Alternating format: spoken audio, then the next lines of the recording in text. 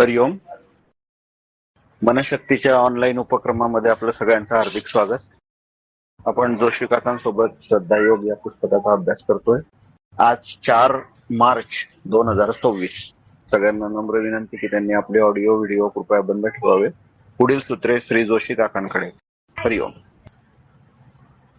हरिओम सर्वांना. आज श्रद्धायोग पाठ 3 आहे आणि आपण नेहमीप्रमाणे प्रार्थनेने सुरुवात करूया.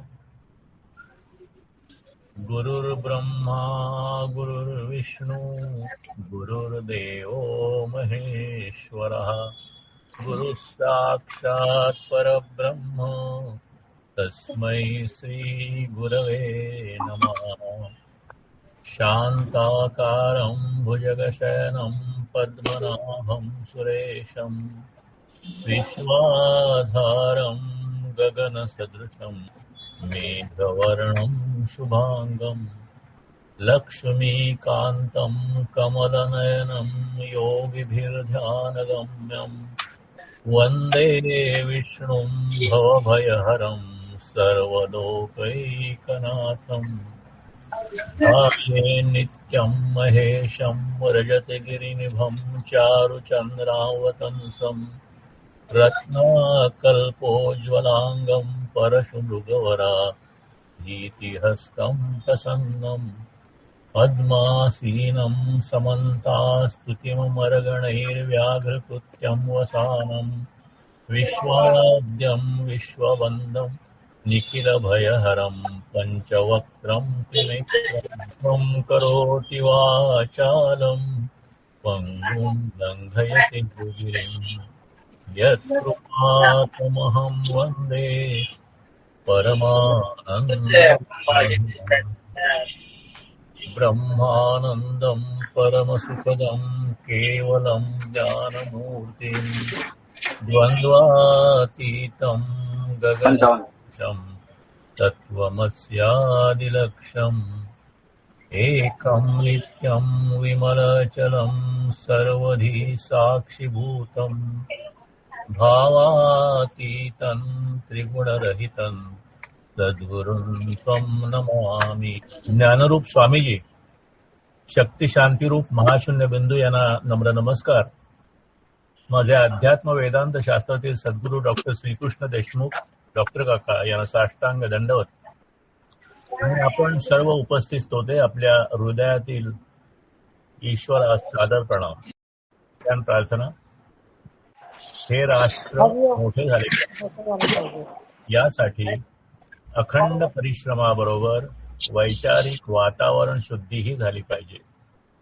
या दोन्हीची एकत्रता आम्ही करत आहोत. मानवता कल्याणमस्तु, राष्ट्र कल्याणमस्तु, व्यक्ती कल्याणमस्तु. हरिओम. मागच्या पाठाचा आढावा थोडक्यात घेऊया. मागच्या पाठामध्ये आपण जे काही मुद्दे घेतले त्यातले थोडक्यात आता परत रिव्हिजनसाठी किंवा आठवणीसाठी आपल्या किंवा ज्याने ऐकले नसतील त्यांच्या माहितीसाठी. श्रद्धा जर का दृढ करायची असेल तर त्यामध्ये भावनेपेक्षा भावाचं महत्व आहे.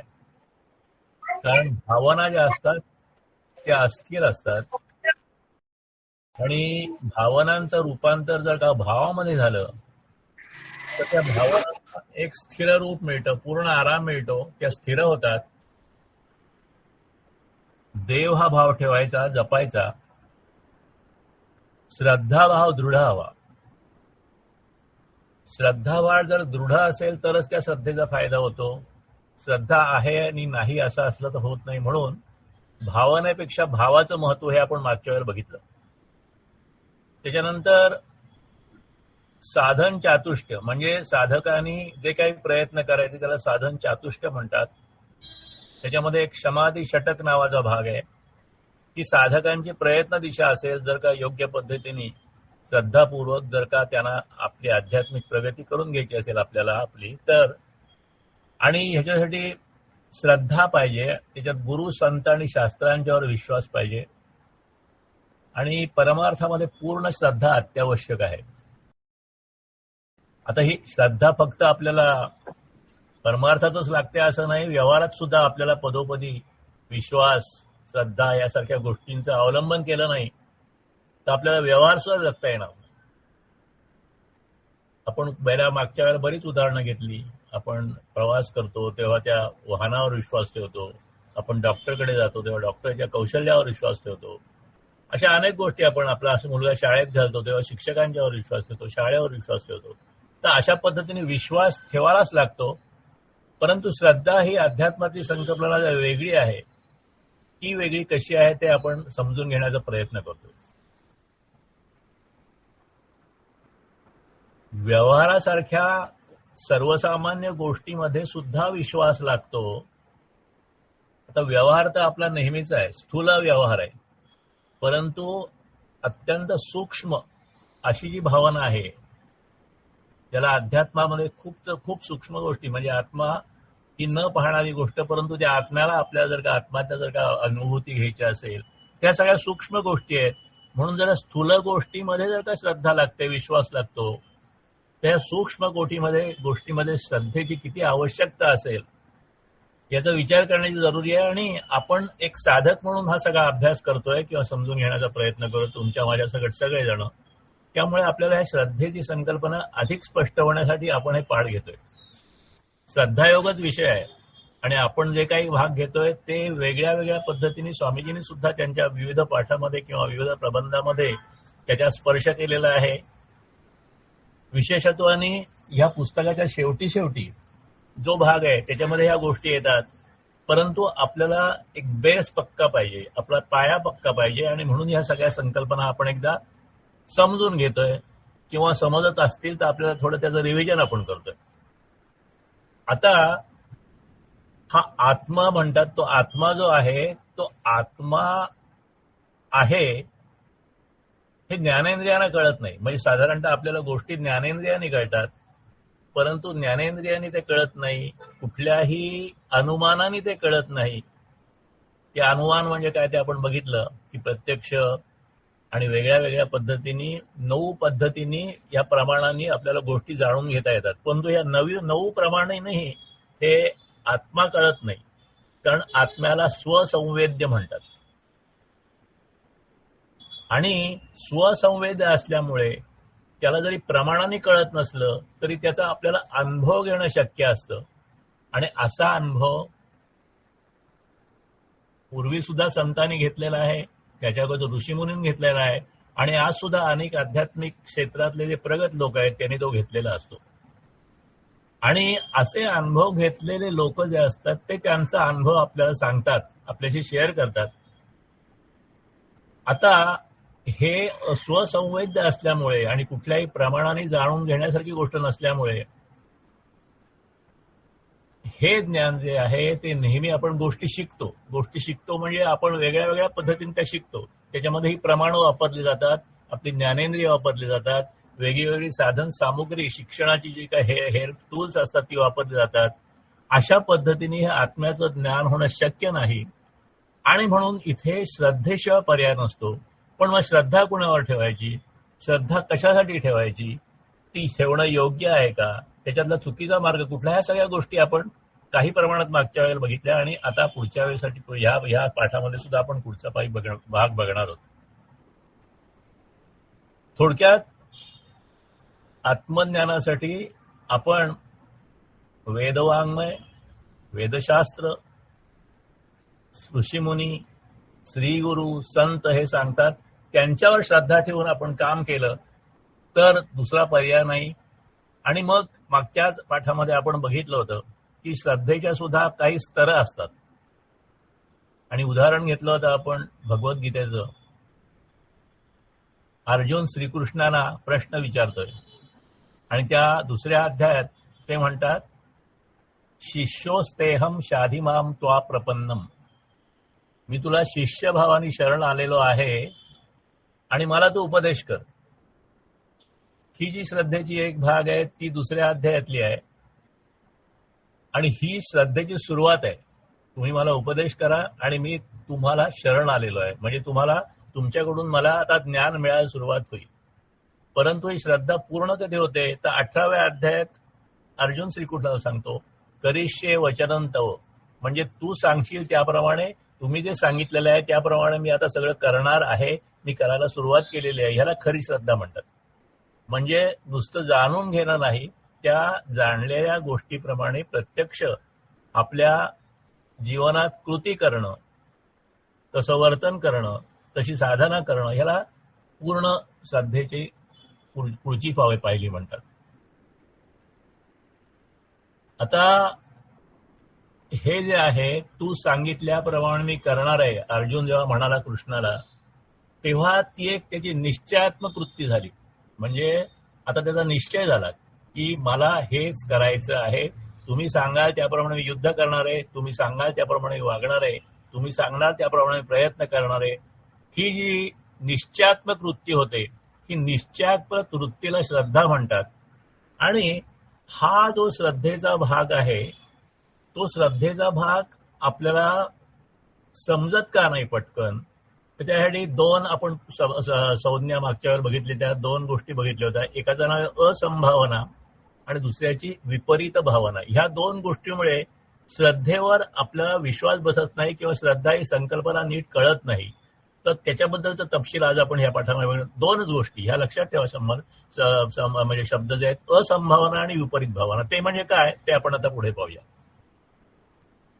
आता मागच्या पाठात आपण म्हटल्याप्रमाणे साधक सोपान नावाचा ग्रंथ वेदांत भास्कर परमपूज्य डॉक्टर काका यांनी लिहिलेला आहे, आणि त्याच्यावरच्या काही नोट्स आणि त्याच्यावरची काही माहिती आणि अन्य काही माहिती ह्याच्यावरून आपण हा सगळा पाठ घेतलेला आहे. या सगळ्या साधनेतलं साध्य काय आहे? माझे गुण आठवून मी तुला शरण येतो, माझे दोष आठवून मी तुला शरण येतो, आणि आत्मज्ञानासाठी मी तुला शरण येतो. या आत्मज्ञानाचं आदिशंकराचार्यांनी जे एक वचन दिलेलं आहे, ब्रह्म सत्यम जगन मिथ्या जीवो ब्रह्मैव नापराहा. म्हणजे जीव हा ब्रह्म, याच्यामध्ये काही फरक नाही, त्याचा दोघांचा अद्वैत आहे. हा जो सिद्धांत आहे, ह्या सिद्धांतावर पूर्ण विश्वास बसला, त्याच्यावर जरा श्रद्धा बसली, तर ती श्रद्धा जेव्हा आपल्याला ऐकिव ज्ञानाने किंवा कन्सेप्च्युअल ज्ञानाने येते, त्यावेळेला त्या सगळ्या गोष्टीचा आपण ध्यान साधनेत जर का आपण प्रयत्न केला अनुभव घेण्याचा, तर ध्यान साधनेच्या काही चांगल्या ठिकाणी चांगल्या क्षणी तो अल्प अनुभव होणं शक्य असतं. अशा पद्धतीने जेव्हा ही ध्यान साधना होते, त्या दीर्घ साधनेची साधना आणि गुरुकृपेने अनुभव, यामुळे हे सगळं जे अनुभव आहे तो दृढ होतो, अपरिवर्तन होतो. हे सगळं साध्य आहे. हे बोलायला आपण 4 वाक्यात बोलतो, पण ह्याच्यासाठी खूप वेळ लागू शकतो. प्रत्येकाचा प्रयत्न, प्रत्येकाची अध्यात्म क्षेत्रातली लायकी आणि प्रत्येकाचं प्रारब्ध, याप्रमाणे सगळ्या गोष्टी होत असतात. परंतु ही त्याची प्रोसेस आहे. आता श्रद्धा जो आहे ते श्रद्धेचे वेगळे पैलू आहेत. म्हणजे धार्मिक श्रद्धा म्हणायची तर वेदांचं ज्ञान, म्हणजे आपण व्यवहारामध्ये आणि अध्यात्मामध्ये श्रद्धा लागतात, त्याच्याबद्दलचा थोडा असा आणखीन भाग बघतोय की धार्मिक श्रद्धा म्हणजे वेदांचं ज्ञान, त्याच्यात सांगितलेल्या विधी आहेत, म्हणजे श्राद्ध विधी, यज्ञ विधी, उपासना विधी, या सगळ्या गोष्टी सांगितलेल्या आहेत, त्याच्यावर विश्वास ठेवणं ही धार्मिक श्रद्धा म्हणता येईल. लौकिक श्रद्धा कुठली आहे की आपले वेगळ्या वेगळ्या क्षेत्रातले गुरु असतात, शिक्षक असतात, त्यांच्यावर शिक्षा. आता ही लोकशाही ही एक चांगल्या पद्धतीची काय म्हणतात ती शासन व्यवस्था आहे, त्याच्यावर श्रद्धा आपली असू शकते. किंवा आपण औषधं घेतो, समजा आयुर्वेदासारखं आपण गोष्टी, आयुर्वेदाच्या औषधं घेत असेल तर आयुर्वेदासारख्या गोष्टीवर निष्ठा ठेवणं, आई वडिलांवर श्रद्धा ठेवणं, आई वडील माझी श्रद्धास्थान आहेत म्हणणं, ही एक प्रकारची श्रद्धा झाली. आता श्राद्ध आपण बऱ्याच करतो. श्राद्धातली श्रद्धा काय आहे की आपले जे गेलेले थोर लोक आहेत, जे आता आपल्यात नाही आहेत, त्या पितरांच्या प्रति कृतज्ञता म्हणून केलेलं श्राद्ध, हे एक श्रद्धेची गोष्ट आहे.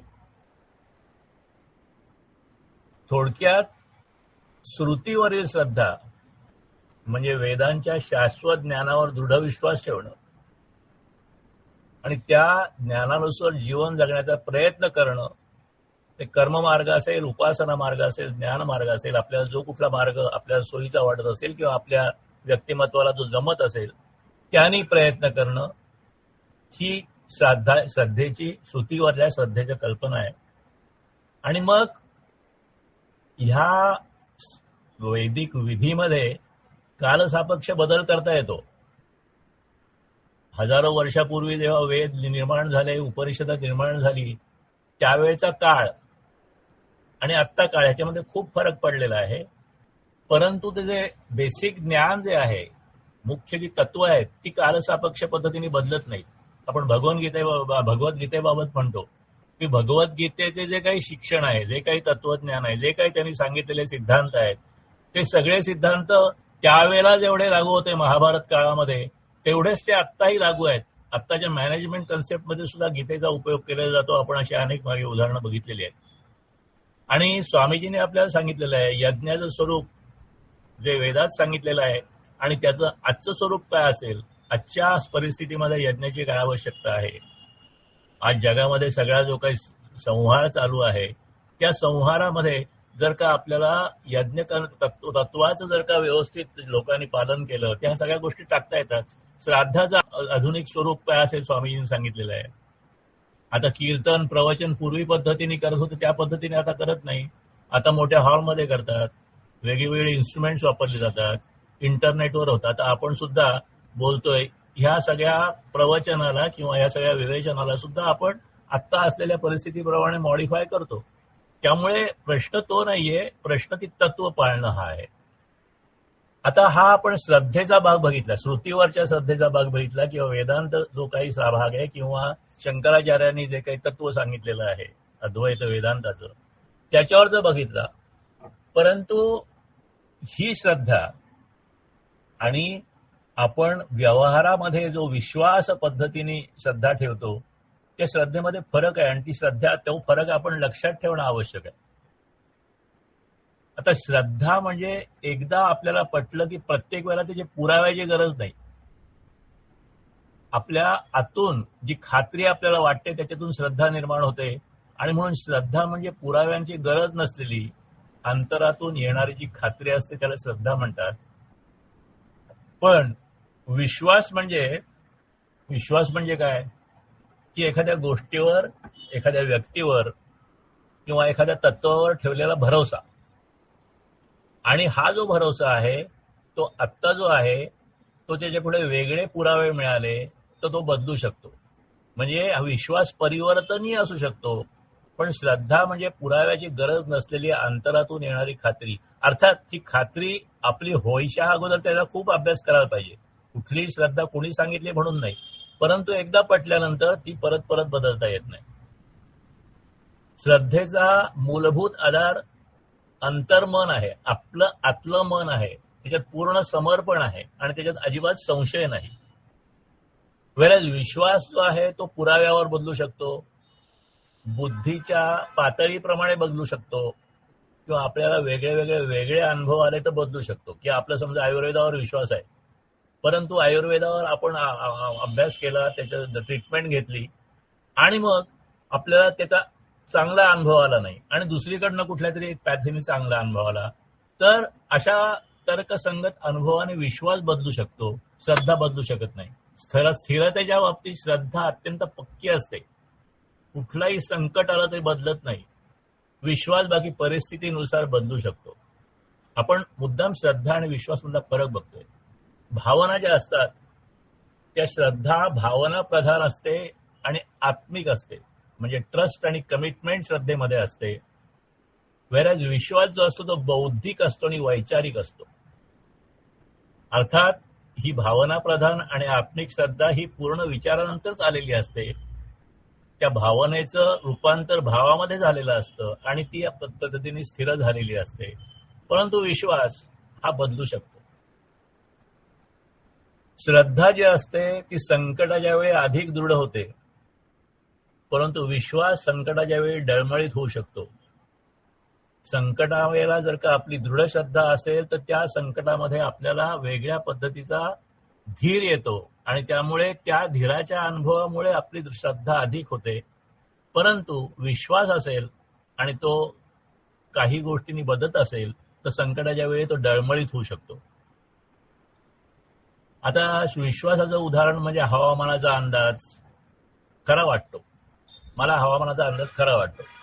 हा जो विश्वास आहे किंवा पावसाचा अंदाज किंवा आता चाललेलं युद्ध आहे, या युद्धात काय होईल याचे अंदाज आता अनेक चॅनलून अनेक लोक देत आहेत.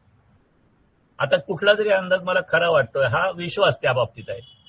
परंतु श्रद्धा ही अतूट असते, त्याच्यामध्ये कधीही बदल होत नाही. अतूट श्रद्धा त्याला आपण धार्मिक श्रद्धा, देवावरची श्रद्धा, समजा देवावर तुमची श्रद्धा असेल तर अतूट असते. एखाद्या गुरुवर श्रद्धा असेल ते अतूट असते. एखाद्या वेदाच्या तत्वावर श्रद्धा असेल तर ते असू शकते. किंवा शंकराचार्यांचं जे वचन आहे त्याच्यावर श्रद्धा असेल तर ते अतूट असू शकते.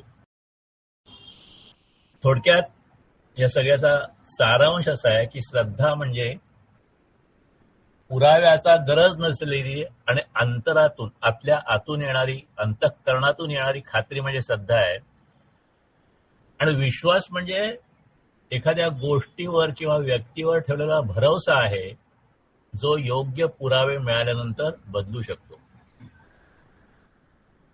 आणि ही व्यवहारातली जी सामान्य श्रद्धा किंवा विश्वास आहे तिच्यापासून परमार्थात काहीही लाभ होण्यासारखा नाही.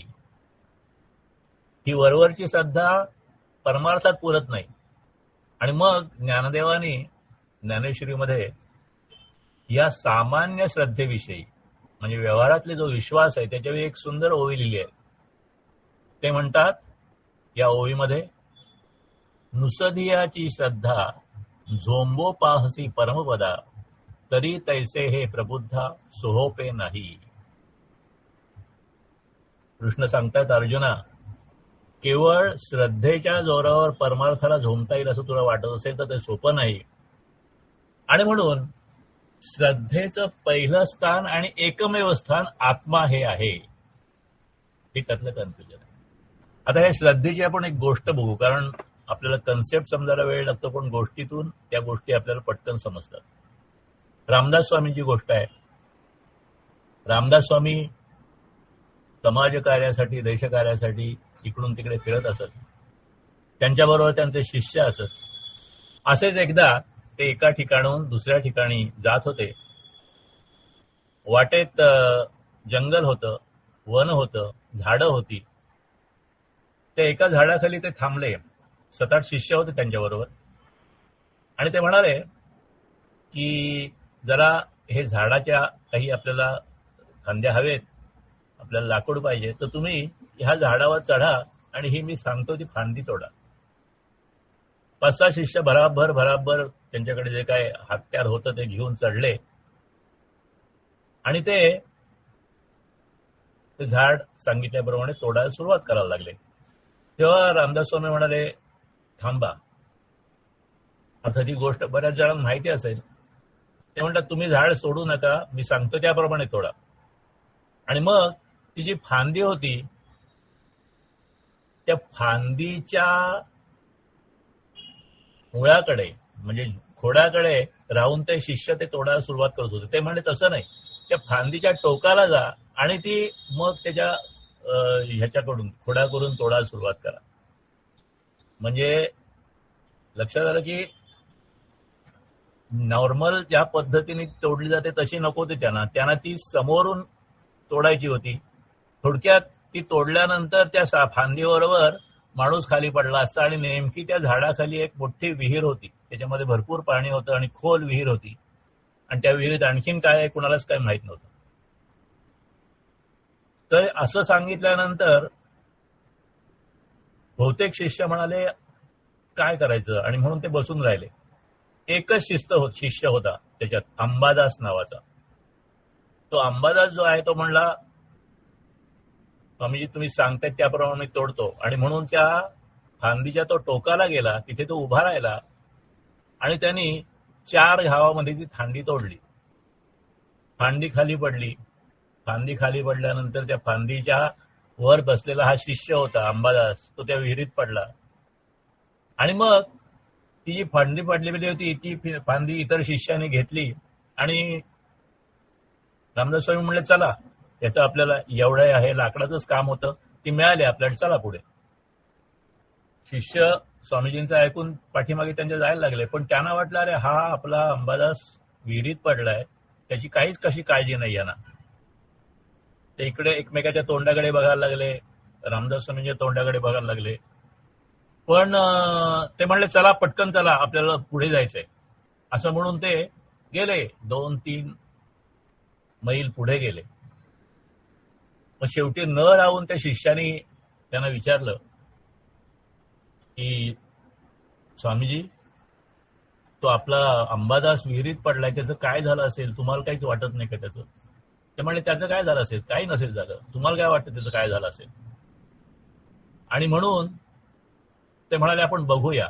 आणि म्हणून ते परत ते 2-3 मैल तिथे आले आणि त्या विहिरीच्या कठाड्याशी उभे राहिले स्वामीजी, रामदास स्वामी. आणि त्याने विचारलं, काय अंबादासा, कसं चाललंय तुझं, काय करतोयस? तर खालून आवाज आला विहिरीतून, स्वामीजी माझं कल्याण आहे, मी अत्यंत आनंदात आहे, मग बाहेर ये. थोड्याच वेळात अंबादास बाहेर आला. आणि मग सगळ्या शिष्यांची चेहरा बघण्यासारखे झाले. अंबादासाचे पुढे कल्याण झाले, कल्याण स्वामी झाले. आणि कल्याण स्वामींनी स्वामीजींचं खूप काम केलेलं आहे. तर दासबोध जो त्या शिवथर गडीमध्ये लिहिलेला आहे तो कल्याण स्वामींनी लिहिलेला आहे. परंतु ही जी निष्ठेची गोष्ट आहे, जी श्रद्धेची गोष्ट आहे, ती श्रद्धा म्हणजे संपूर्ण शरणागती. तुम्ही जे सांगाल ते योग्य आहे, तुम्ही काहीही सांगितलं तरी ते मला योग्य, अशा पद्धतीची श्रद्धा ही परमार्थामध्ये आवश्यक असते. अर्थात अशी श्रद्धा ठेवण्यासाठी योग्य पद्धतीचा गुरु असणंही आवश्यक असतं. आणि गुरु पारखूनच घ्या असं परमार्थामध्ये सांगतात. नाक घासणं, अहंकार समर्पण, ह्या सगळ्या गोष्टी खाली जेव्हा आपण साष्टांग नमस्कार करतो आणि आपलं नाक घासतो, ते नाक का घासलं जातं? तर नाकावर आपला अहंकार असतो असं म्हटलं जातं. आणि नाक घासल्यानंतर अहंकार समर्पण होतं म्हणून ते नाक घासण्याची पद्धत आहे. किंवा दंडवत म्हणतात. दंडवत म्हणजे काय? उभा जो दंड असतो, काठी असते मोठी, ती काठी उभी ठेवली आणि जर का तिला सोडून दिली तर ती ज्याप्रमाणे समोर आडवी पडते किंवा ज्या बाजूला पडेल त्या बाजूला आडवी पडते आणि मग पूर्ण ती नम्र होते समोर. त्या पद्धतीने देह गुरूंच्या समोर दंडवत होऊन पडला पाहिजे, अशा पद्धतीची संकल्पना आहे. आपण या गोष्टीचा भाग एवढ्यासाठी बघतोय की आत्मा किंवा ब्रह्म ज्याला म्हणतात त्याच्यावर अशा पद्धतीची श्रद्धा ठेवली आणि त्या श्रद्धेने जी योग्य पद्धतीने साधना केली तर त्या ब्रह्माचा अनुभव येतो, ब्रह्मज्ञान होतं. आणि मग हे ब्रह्मज्ञान अनेक वर्षाच्या किंवा अनेक प्रयत्नांच्या साधनेने स्थिर होतं असं म्हटलं जातं. आता हा आत्मा किंवा ब्रह्म जे म्हणतात ते कुठल्याही प्रमाणाने सिद्ध होत नाही हे आपण बघितलं. आणि मग त्यामुळे ते अस्तित्वात असणं शक्य नाही असं बऱ्याच लोकांना वाटतं. त्यालाच अज्ञानी माणसं म्हणतात. हे सगळं आपण परमार्थ शास्त्राच्या दृष्टीने बघतो आहोत आणि म्हणून त्या कॉन्टेक्स्टमध्ये आपण हे सगळे चर्चा करतोय. आणि ह्या दोन गोष्टी मग अशी आपण बघितल्या, असंभावना आणि विपरीत भावना, हे आत्मज्ञानातला मोठे मुख्य अडथळे आहेत. असंभावना म्हणजे काय? सत्य वस्तू असत्य वाटणे, ह्याला असंभावना म्हणतात. की ब्रह्म नावाची वस्तूच नाही तर ती कशी असेल? ती सत्यच नाही तर असत्य. कारण का सत्य नाही? तर आपल्याला ती वेगळ्या पद्धतीने प्रूव्ह करता येत नाही, आपल्याला त्याचं ज्ञान घेता येत नाही, आपल्याला अनुभव घेता येत नाही प्रत्यक्ष प्रमाणाने. आणि दुसरी गोष्ट ही असंभावना म्हणजे ती नाहीच आहे. आणि दुसरी गोष्ट विपरीत भावना म्हणजे आत्मा नाहीये पण देह सत्य आहे,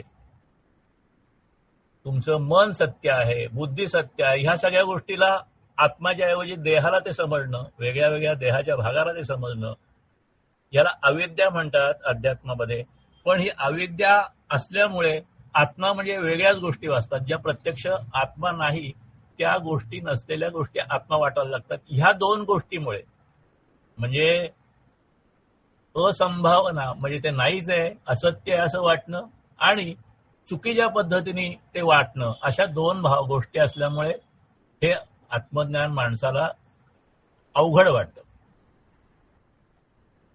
आता बऱ्याच वेळा विपरीत भावनेमध्ये मन म्हणजे आत्मा म्हटलं जातं, बुद्धी म्हणजे आत्मा म्हटलं जातं, किंवा प्राण म्हणजे आत्मा म्हटलं जातं. प्राण गेला म्हणजे आत्मा गेला असं म्हटलं जातं, किंवा शून्य म्हणजे आत्मा म्हटलं जातं.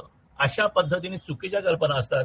ह्याला विपरीत भावना म्हणतात. आणि ह्या विपरीत भावना आणि ही असंभावना ही दूर झाल्याशिवाय आत्मज्ञान होत नाही. आणि म्हणून असंभावना जो हा दोष आहे तो ही संकल्पनाच मुळात नाकारतो. ही संकल्पनाच नाहीये अशा पद्धतीची. तर मग हे समजून देण्यासाठी शास्त्रांनी काही प्रक्रिया समजून दिलेल्या आहेत. त्या प्रक्रियेने जर का आपण पुढे गेलो तर असंभावना हा दोष जाऊ शकतो. आणि ही जी एक कल्पना, ही प्रक्रिया समजून घेतली, त्याचं आपल्याला ज्ञान झालं की कल्पना आल्यानंतर क्रमाक्रमाने सततच्या श्रवणाने, अभ्यासाने, चिंतनाने, साधन करीत करीत आत्मा आहे असा त्याचा निश्चय होतो. आणि जेव्हा आत्मा आहे असा निश्चय होतो तेव्हा खरी श्रद्धा निर्माण होते. आणि मग त्या श्रद्धेतून जी साधना होते त्याच्यातून कधी कधी प्रत्यक्ष आत्मज्ञानाचा अनुभव येऊ शकतो असं म्हटलं जातं. आता ह्या सगळ्या गोष्टी आपण कन्सेप्च्युअली म्हणतोय. प्रत्यक्ष अनुभव असलेल्या लोकांनी जे सांगितलेलं आहे किंवा ह्या क्षेत्रातले जे ज्ञानी आहेत, सद्गुरू आहेत, संत आहेत, त्यांनी सांगितलेलं आहे त्याच्यावर आपण हा सगळा विचार करतो. आणि म्हणून मागच्या पाठामध्ये एका ताईनी त्या याज्ञवल्क आणि जनकाचा सुंदर संवाद जो आहे त्या संवादाचं हे आठवण सांगितली होती. तर त्याच्यामध्ये हा जो असंभावना दोष आहे तो त्या दोषातून बाहेर पडण्याची शक्यता निर्माण होते. आणि हा संवाद बृहदारण्यक उपनिषदामध्ये आहे. आणि तो संवाद असा आहे, मागच्या वेळेला तो झाला होता, आज आपण थोडा डिटेलमध्ये घेऊ. आणि मागच्या वेळेला सगळ्यांना ते रेफरन्स कळला नसेल आणि सगळ्यांच्या माहितीसाठी जनक आणि याज्ञवल्क्य ऋषी यांच्यामधला संवाद आहे. जनक म्हणतो दिवसा आपण कोणाच्या प्रकाशात व्यवहार करतो, तर याज्ञवल्क म्हणतो दिवसा सूर्यप्रकाशात व्यवहार करतो. जनक विचारतो सूर्य मावळला असता रात्री कोणाच्या प्रकाशात व्यवहार करतो, याज्ञवल्क म्हणतो रात्री चंद्राच्या प्रकाशात व्यवहार करतो. सूर्य आणि चंद्र नसताना कोणाच्या प्रकाशात व्यवहार करतो, याज्ञवल्क म्हणतात अग्नी ही त्याची ज्योती असते. म्हणजे काही नसलं तरी अग्नी असेल तर त्या अग्नीच्या प्रकाशात आपण बघतो.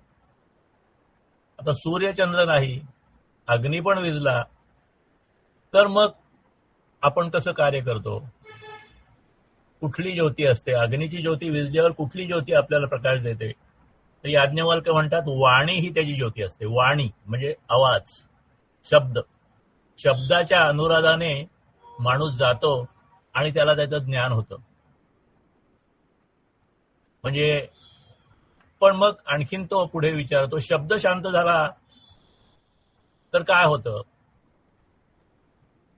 तर त्याच्यात ते सांगलं शब्द शांत झाला असता आत्म्याची ज्योती असते, त्या ज्योतीच्या प्रकाशात तो कार्य करतो. ज्याच्या प्रकाशात ज्ञान येतो तो आत्मा. म्हणजे कुठलीही ज्योत नाही पण तरी सुद्धा काहीही नसलं तरी जे आत्मज्योती आहे त्या प्रकाशामध्ये ते कार्य होतं. आणि ज्याच्या प्रकाशात, आता इथे आपल्याला समजणार नाही पण पुढे आणखीन समजेल. लहान मूल रडू लागलं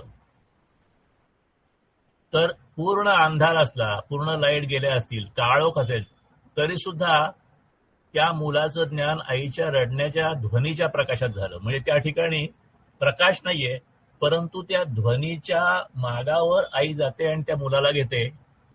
आणि अंधारात सुद्धा मूल कळतं तिला. अंधारात त्या मुलाचं तिच्या मनात प्रकाशन होतं. आणि प्रकाशन म्हणजे ज्ञान होणं. एखाद्या पुस्तकाचं प्रकाशन असतं, मनशक्तीमध्ये आत्ताच अलीकडे काही पुस्तकांचं प्रकाशन झालं. पुस्तकाचं प्रकाशन म्हणजे काय होतं, पुस्तक असलं तर लिहिलेलं असतं परंतु ते पुस्तकाचं ज्ञान सगळ्यांना उपलब्ध होतं. आणि म्हणून प्रकाशन होणं म्हणजे ज्ञान होणं हा जो भाग आहे तो आपल्याला प्रत्यक्ष बघा. आणखीन आत्म्याच्या प्रकाशात ते ज्ञान होतं असं आपण जर का त्यांनी सांगितलेलं ते मान्य केलं तर इथे आत्मा नावाची मूळ वस्तू असणं शक्य नाही ही चुकीची कल्पना दूर केली जाते, जो असंभावना दोष आहे. आणि इथे ज्योती नसताना सुद्धा अंधारामध्ये फक्त आवाजातून आईला त्या मुलाचं ज्ञान होतं, प्रकाशन होतं. आणि म्हणून ह्या ठिकाणी आत्मा जर का वस्तू असेल आणि त्या आत्म्याच्या प्रकाशन होतं असं ही कल्पना मान्य असेल, तर इथे आत्मा नावाची वस्तू मुळात असणं शक्य नाही, ही कल्पना तरी दूर केली जाते. आणखीन आता पुढे आपण बघू. सूर्य नाही, चंद्र नाही, दिवा नाही, ध्वनी नाही, प्रकाशाची कुठलीही जी माध्यम असतात त्यापैकी काही नाही. आता ध्वनीच्या रोखाने आई गेली आणि त्याला मूल मिळालं आणि त्या मुलाचं प्रकाशन झालं किंवा मुलाचं ज्ञान झालं. पण इथे स्वप्न जेव्हा आपण पडतो, म्हणजे आपण जेव्हा झोपलेला असतो आणि झोपेत आपल्याला स्वप्न पडतं आणि स्वप्नामध्ये आपल्याला बरोबर ज्ञान होतं स्वप्नामध्ये काय चाललेलं आहे, कुठला रंग आहे, कुठला वस्तू आहे, कुठली प्रसंग आहे, त्या प्रसंगामध्ये आपली काय स्थिती आहे. कधी भयाची स्वप्न पडतात, कधी आनंदाची स्वप्न पडतात, कधी म्हणजे चांगली स्वप्न पडतात, कधी भयानक स्वप्न पडतात, काय काय पद्धतीने स्वप्न पडतात. परंतु तिथे सूर्य नाही, चंद्र नाही, दिवा नाही, ध्वनी नाही, परंतु सुद्धा आणि डोळे सुद्धा बंद आहेत, त्यावेळेला आपल्याला ज्ञान कसं होतं. तर तिथे सुद्धा आत्म्याच्या प्रकाशातच स्वप्नातल्या पदार्थांचं प्रकाशन होतं. म्हणजे आत्म्यामुळे स्वप्नस्थ पदार्थांचं ज्ञान होतं. म्हणजे काहीही प्रकाशनासाठी कुठलीही साधनं नसली, सगळी आपली ज्ञानेंद्रिय बंद असतील, आपलं मन सुद्धा अर्धवट जागा अर्धवट बंद आहे, तरी सुद्धा हे प्रकाशित होतं. आणि त्याचं कारण ज्याच्या अस्तित्वामुळे या सगळ्याचं ज्ञान होऊ शकतो, तो ज्ञानानुरूप आत्मा हा कायम असतो, तो कधीच नसतो अशी स्थिती नसते. आणि म्हणून त्या आत्म्याच्या प्रकाशात ज्ञान होतो. आता परमार्थात प्रकाश या शब्दाचा ज्ञान किंवा कळणं असा अर्थ आहे. बऱ्याच वेळा आपण म्हणतो की मला हे सगळं काही कळत नाही, किंवा आत्ता मी तुम्हाला सांगतोय आणि मला सांगण्यामध्ये जर का गडबड होत असेल तर तुम्ही सुद्धा म्हणत की हे आम्हाला काही कळत नाही. आता मला कळत नाही हे कळणं सुद्धा एक प्रकारचं आकलन आहे. म्हणजे न कळण्याचं ज्ञान होणं हे सुद्धा एक प्रकारचं आकलन आहे. आणि हे सगळं आकलन कशात होतं, तर ते आपल्या शास्त्राची संकल्पना अशी आहे की आपल्या बुद्धीत कल्पित असलेल्या आत्म्याच्या अस्तित्वाने, हे याला चिदाभास असं म्हणतात, आणि या चिदाभासाने हे सगळं ज्ञान होतं. म्हणजे थोडक्यात आपण म्हणजे आपलं मूळ स्वरूप जीव आहे. जन्म येतो म्हणजे जीव या जगात येतो, मृत्यू होतो म्हणजे जीव या जगातून बाहेर जातो. जीवाचा नाश होत नाही, जीवाचा जन्म होतो, जीवाचा मृत्यू होतो, परंतु जीवाचा नाश होत नाही. ज्या नाश होतो तो शरीराचा होत असतो. आता जीवाची व्याख्या अध्यात्मामध्ये अशी केलेली आहे की अंतःकरणातला बुद्धीचा भाग, आणि या बुद्धीच्या भागात बुद्धी अधिक आत्मा अधिक आत्म्याचं बुद्धीत पडलेलं प्रतिबिंब किंवा आत्म्याचा बुद्धीत होणारा भास, त्याला चिदाभास, ह्याला जीव म्हणतात. त्या चिदाभासाला जीव म्हणतात. म्हणजे बुद्धी नुसती असेल तर ती जड आहे. आत्मा जो आहे तो सगळीकडे असतो, परंतु तो प्रत्यक्षात कुठेच दिसत नाही. परंतु त्याच्या अस्तित्वामुळे किंवा त्याच्यामुळे त्या बुद्धीमध्ये जो एक प्रकारचा भास निर्माण होतो, त्याला जी बुद्धी जी ऍक्टिव्हेट होती, त्या ऍक्टिव्हेशनमुळे हा सगळा भास होतो. आणि ही बुद्धी जी असते ती ऍक्टिव्हेट असते, स्वप्नामध्ये सुद्धा असते, आपल्या गाढ झोपेमध्ये सुद्धा असते, आणि ह्या पद्धतीने आपल्याला ज्ञान होतं. आता हे जे ज्ञान होतं ते आत्म्यापासून होतं, आणि आत्म्याला चित्त रूप, आनंद रूप म्हटलेलं आहे, ज्ञानरूप म्हटलेलं आहे. आता बघा, गोष्ट आहे की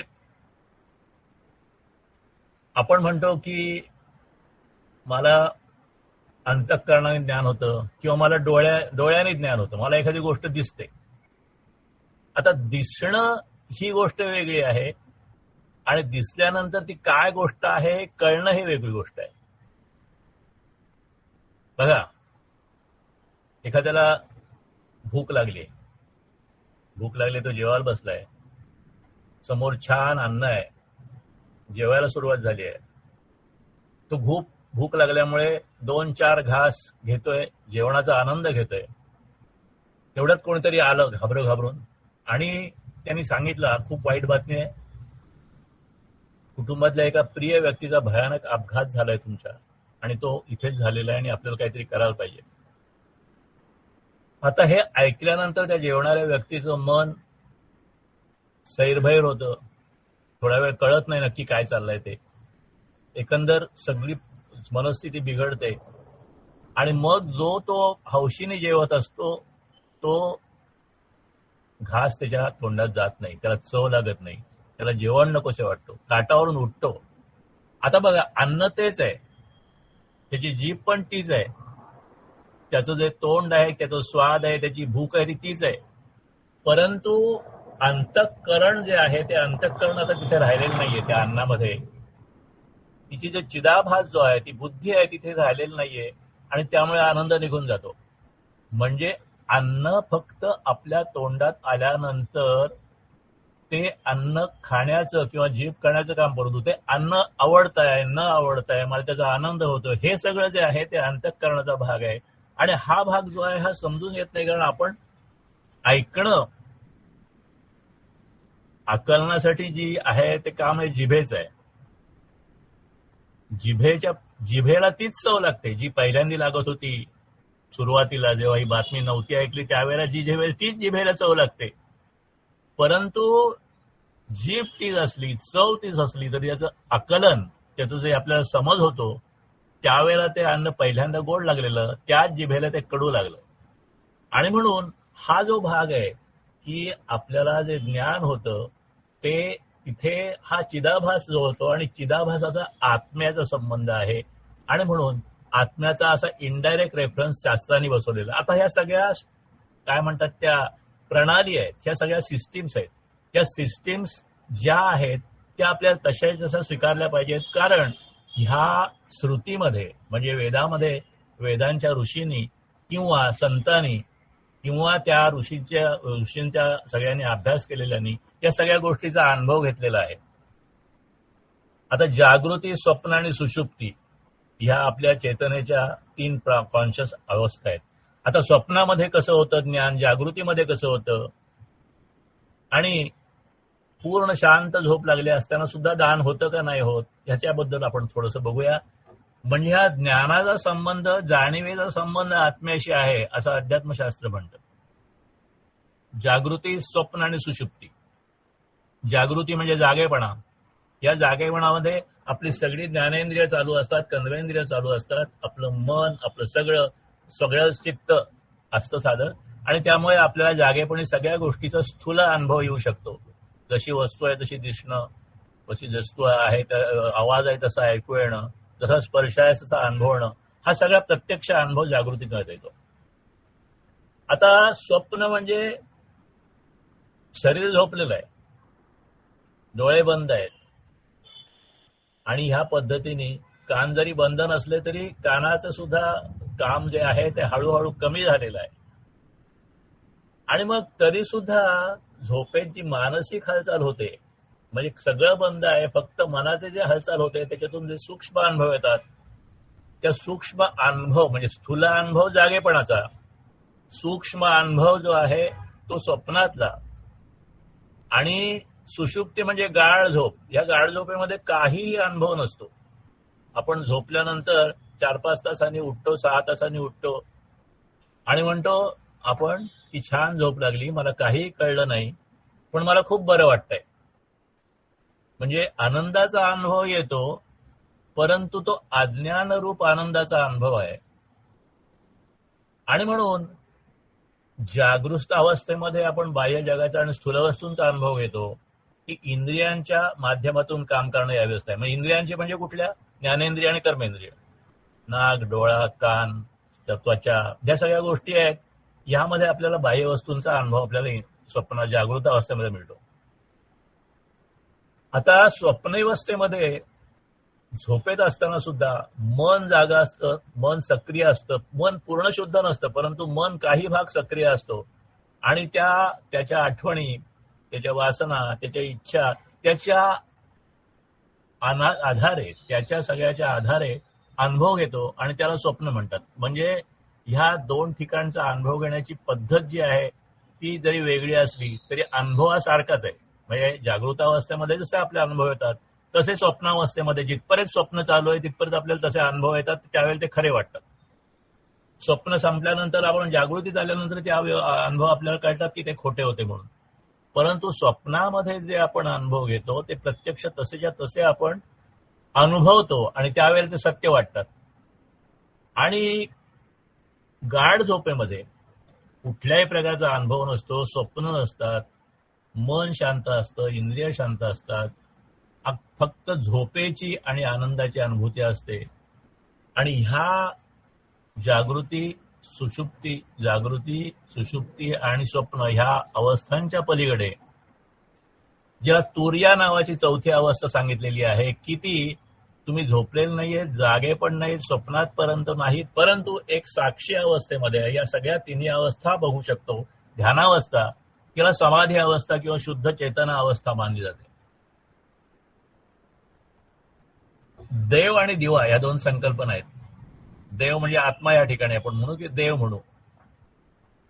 दिव्याच्या प्रकाशात आपल्याला दिसतं आणि देवाच्या प्रकाशात किंवा आत्म्याच्या प्रकाशात आपल्याला कळतं. आत्ता आपण बघितलं चिदाभास ही संकल्पना आहे की प्रत्यक्ष आपल्याला डोळ्याने जरी दिसलं तरी त्याचं आकलन कसं होईल हे सांगता येत नाही.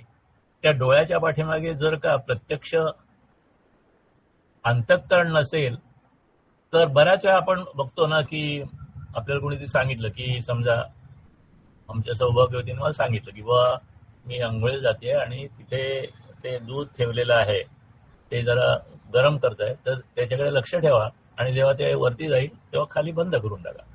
बऱ्याच वेळा आपल्याला असं होतं की आपण तिथे जातो, आपण ते बघत असतो, पूर्ण लक्ष ठेवून ते लक्ष असतं आपल्याला की आपल्याला लगेच बंद करायचं आहे. परंतु बऱ्याच वेळा असं होतं की आपल्या डोक्यात विचारायचं चक्र काही दुसरं चालू झालं नेमकं त्याच वेळेला, तर ते आपलं डोळ्यासमोर ते सगळं दूध असतं, ते आपल्याला उतू झालेलं असं दिसतं. परंतु तेव्हा जे उतू झाल्यानंतर जेव्हा त्याचा आवाज येतो तेव्हा कळतं की हे उतू गेलेलं आहे. म्हणजे डोळ्याने दिसतं परंतु त्याच्या पाठीमागे जर का अंतःकरण नसेल, त्याच्याकडे लक्ष नसेल तर आपल्याला नुसतं बाह्य निरीक्षण करता येतं. म्हणून देवाच्या प्रकाशात दिव्याच्या प्रकाशात दिसतं आणि देवाच्या प्रकाशात कळतं असं म्हणतात. आणि ह्या बुद्धीतलं कल्पित अस्तित्व त्याला चिदाभास म्हणतात. अर्थात ही संकल्पना जी आहे ती एवढी पटकन समजण्यासारखी नाहीये. फक्त आपण या सगळ्या संकल्पनांना स्पर्श करत करत पुढे जातोय, कारण कधीतरी ह्या सगळ्या गोष्टी येतील आणि त्या आपल्याला कळतील.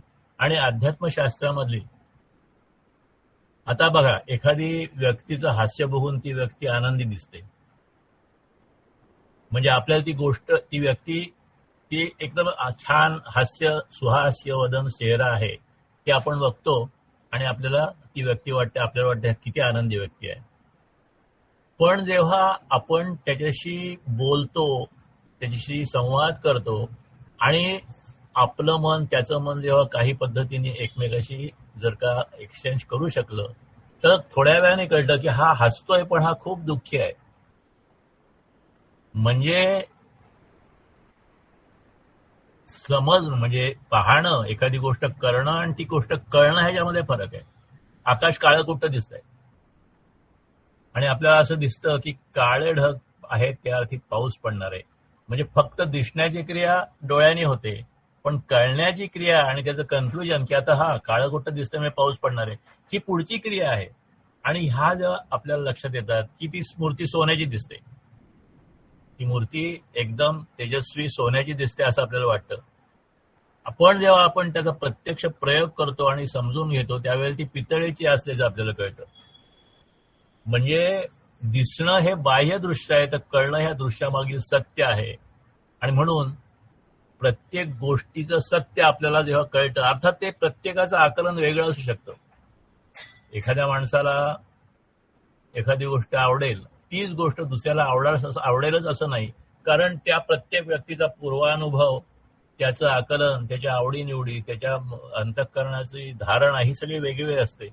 थोडक्यात आपल्याला ज्ञानेंद्रियाच्या सहाय्याने गोष्ट दिसते किंवा ऐकू येते किंवा त्याचा स्पर्श होतो, परंतु एकदा गोष्ट दिसल्यानंतर ती काय आहे, ती कशी आहे, ती कशासाठी आहे, ती आपल्यासाठी चांगली आहे का वाईट आहे, या सगळ्या गोष्टीचं ज्ञान होतं ते बुद्धीच्या प्रकाशात होतं.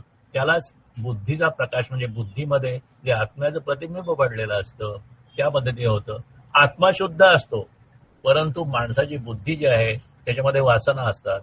त्यामुळे जरी आत्मा शुद्ध असेल आणि चिदाभास मुळात शुद्ध असेल तरी सुद्धा त्या बुद्धीच्या विकाराप्रमाणे वासनाप्रमाणे आपल्याला आकलन होतं. आणि म्हणून अध्यात्मामध्ये बुद्धी शुद्ध करणं ही एक महत्वाची गोष्ट असते आणि त्यासाठी आपल्याला निष्काम कर्मयोग आणि उत्कृष्ट हेतू शुद्धी ह्या गोष्टी सांगितल्या जातात. आता आपण म्हटलं की गाढ झोप आणि ध्यान याच्यामध्ये काय फरक आहे. आपण गाढ झोपेत जेव्हा असतो तेव्हा आपल्याला आनंदाची अनुभूती येते. म्हणजे झोपल्यानंतर जेव्हा आपण जागे होतो तेव्हा आपल्याला खूप छान वाटतं. परंतु मला कळलं नाही काय एवढ्या वेळात काय झालं, हा अज्ञानाचा अनुभव पण येतो. आणि आपण ज्या मनस्थितीमध्ये झोपतो ती मनस्थिती जागेपणी परत तशीच चालू होते. म्हणजे त्या अंतःकरणामध्ये काही फरक पडत नाही. अंतःकरण शांत होतं झोपेच्या काळामध्ये, परंतु आपले जे विचार असतात ते विचार पुढे चालू राहतात. अंतःकरणामध्ये फरक पडत नाही. परंतु ध्यान स्थितीमध्ये काय होऊ शकतं की ध्यान स्थितीमध्ये आपण झोपलेलो नाहीये, पण आपण शांत झालेलो आहोत. झोपेमध्ये आपलं मन, आपली बुद्धी, आपले सगळे ज्ञानेंद्रिय, आपले कर्मेंद्रिय, आपली शरीराची स्थिती ही झोपेत शांत झालेली असते. तशी ध्यान स्थितीमध्ये सुद्धा जर का उत्कृष्ट ध्यान स्थिती आपण साधू शकलो तर आणि आपण बुद्धी अंतःकरण शांत करून शकलो तर त्यावेळेला जी विश्रांती आपण घेतो, ध्यान विश्रांती आपण जी घेतो किंवा ध्यानामध्ये जी एक प्रकारची शांती आपण अनुभवतो त्यावेळेला परिस्थिती वेगळी असते. इथे ध्यानानंतर आपल्या अंतःकरण जे शांत येतो किंवा एक प्रकारची जागृती असते, त्यामुळे ध्यान अनुभूतीने अंतःकरण शांतीचा आणि सकारात्मक अनुभव घेतो. आणि अशा ध्यानाच्या अनुभवामुळे हळूहळू फरक पडू शकतो.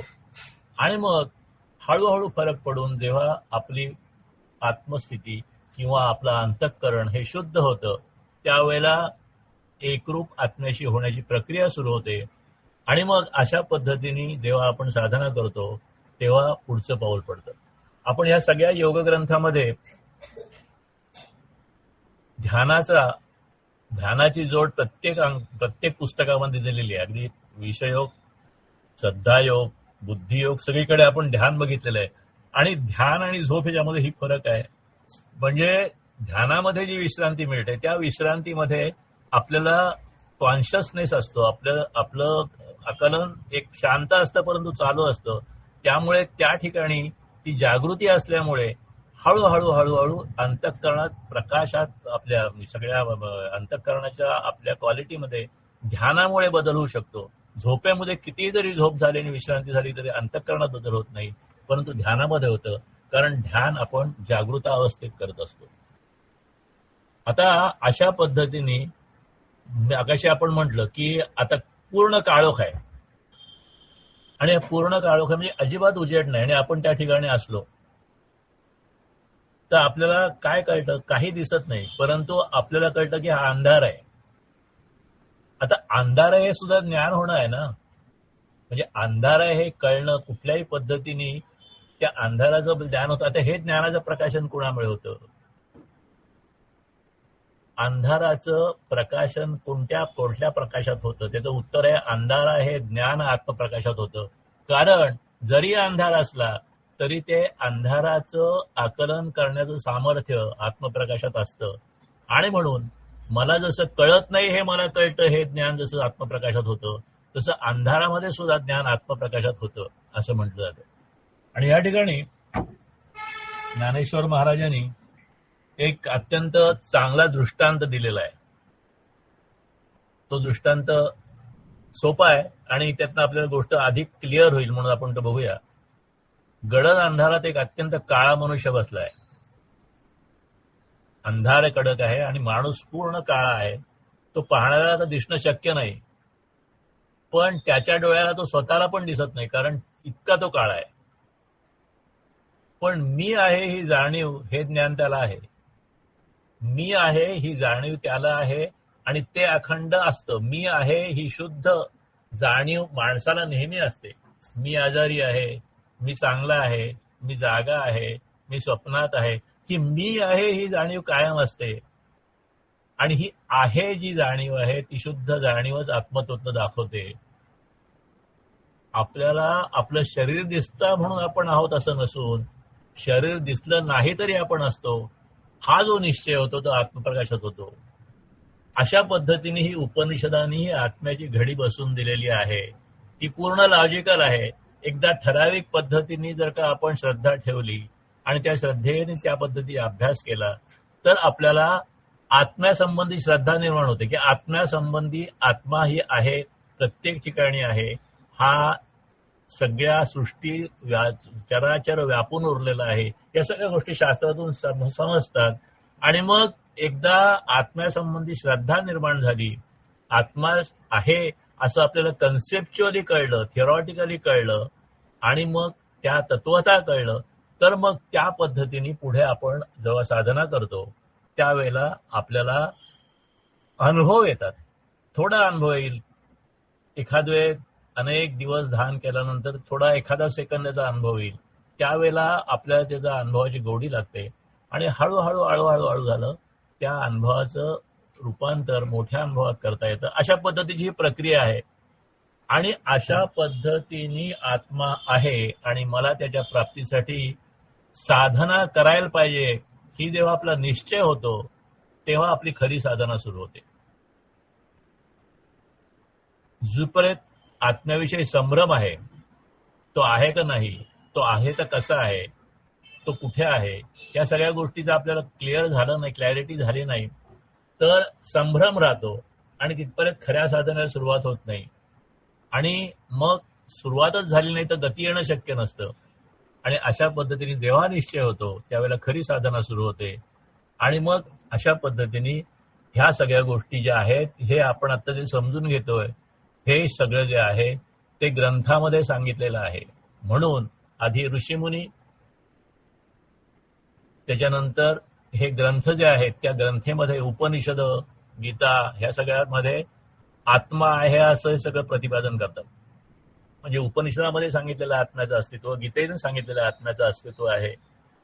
आणि शास्त्रग्रंथामध्ये सुद्धा याची सूत्ररूपाने मांडणी केली असते. अर्थात हे सगळे शास्त्रग्रंथ आपल्याला आकलन करायला मिळतील, आपल्याला समजतील एवढा आपल्याकडे वेळ, अनुभव घेतलेला आहे, त्याचं स्पष्टीकरण दिलेलं आहे. असे जे संत आहेत, जे सद्गुरू आहेत, आता त्या काळातले ऋषीमुनी होऊन गेले किंवा त्या काळात जे आपण शंकराचार्य किंवा अनेक आचार्य होऊन गेले, त्यांनी सगळं लिहिलेलं आहे. पण आजच्या काळात सुद्धा सद्गुरू आहेत, आजच्या काळात संत आहेत किंवा मागच्या 300-400 वर्षामध्ये संत आहेत, त्यांनी अत्यंत सोप्या भाषेमध्ये हेच सगळं समजून सांगितलेलं आहे. याचा त्यांनी अनुभव घेतलेला आहे. आणि म्हणून ह्या पद्धतीने आपण जर का समजून घेतलं आणि मग ठराविक पद्धतीने समजल्यानंतर आपण त्याच्यावर निष्ठा ठेवली तर आपल्याला सुद्धा ह्या पद्धतीने साधना करता येईल. आणि ह्यालाच आस्तिकता असं म्हणतात. आस्तिक म्हणजे काय? आस्तिक आणि नास्तिक हे शब्दप्रयोग आपण वरवरच्या कारणानं समजतो. तो विषय आता आपण पुढे घेऊया, कारण मला वाटतं 10 वाजून गेले, तर आपण ध्यानाकडे जाऊया. एक आज आपण थोडा अवघड वाटला असेल समजायला, परंतु हळूहळू त्या गोष्टी आपल्याला समजतील. आज आपण एवढं समजलं तरी हरकत नाही की अंतःकरणामध्ये जी बुद्धी आहे, 4 भाग आहेत: मन, बुद्धी, चित्त आणि अहंकार. त्यातले मन आणि बुद्धी हे 2 महत्वाचे भाग. काय मनबुद्धीची एक काही ठराविक स्थिती आली त्याला चित्त म्हणतात आणि मी जे प्रकार त्याला अहंकार म्हणतात. पण मुख्य भाग अंतःकरणाचे 2, त्यातले मन आणि बुद्धी. त्यातले मन जे आहे ते आपलं संकल्प विकल्प करणार आहे, निश्चय करणारी बुद्धी आहे आणि वासनेचं स्थान बुद्धीमध्ये असतं. आणि ह्या बुद्धीमध्ये चिदाभास नावाचं आत्म्याचं एक कल्पित अस्तित्व आहे आणि त्या चिदाभासामुळे आपली बुद्धी ऍक्टिव्हेट होते, बुद्धी आकलन करू शकते आणि ह्या आकलनात जीवन चाललेलं असतं. आणि हे सर्व परिस्थितीमध्ये असतं. ते जागृती, स्वप्न, सुषुप्तीमध्ये कसं असतं हे थोडक्यात आपण बघितलं आणि ध्यानावस्थेमध्ये ते कसं असतं हे बघितलं. आणि ह्या पद्धतीने जर अनुभव घेतला तर आत्मा आहे आणि तो आत्मा म्हणजे काहीही नाहीये, परंतु ती अनुभवाची गोष्ट आहे. ती आपल्याला कुठल्याही बाह्य उपकरणाने किंवा ज्ञानाने समजणार नाही. या गोष्टी आपल्याला लक्षात येतात आणि त्या पद्धतीने आपली साधना सुरू होऊ शकते. आपण नेहमीच्या ध्यानाकडे जाऊया. जर का कोणा काही समजलं नसेल तर जरूर विचारा, ग्रुपवर विचारा, मला पर्सनली विचारा. मला जेवढं समजलंय, अर्थात हे सगळं मी सुद्धा समजून घेतोय एकीकडे आणि आपल्याला सांगतोय, त्यामुळे परफेक्शन नाहीये, परंतु प्रयत्न करू आपण. आणि आता ह्या ठिकाणी आपण आज आपल्या गणेश ध्यानाकडे वळूया. मी ध्यान प्रक्रिया सुरू करतो. आपण शांत व्हा, पाठीचा गणा ताठ ठेवा, डोळे मिटा किंवा डोळे उघडे ठेवा, एकाग्र व्हा आणि ह्या गणेश ध्यानाला आपण सुरुवात करू.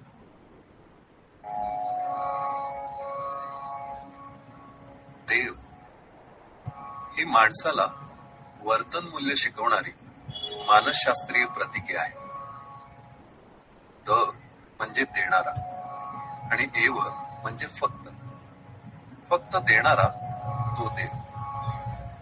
देणं हा देवगुण माणसानेही बाळगावा. श्लोक, स्तोत्र, मंत्र यांच्या माध्यमातून देवगुणांचे स्मरण करावे आणि त्याप्रमाणे वर्तन करण्याचा निश्चय करावा.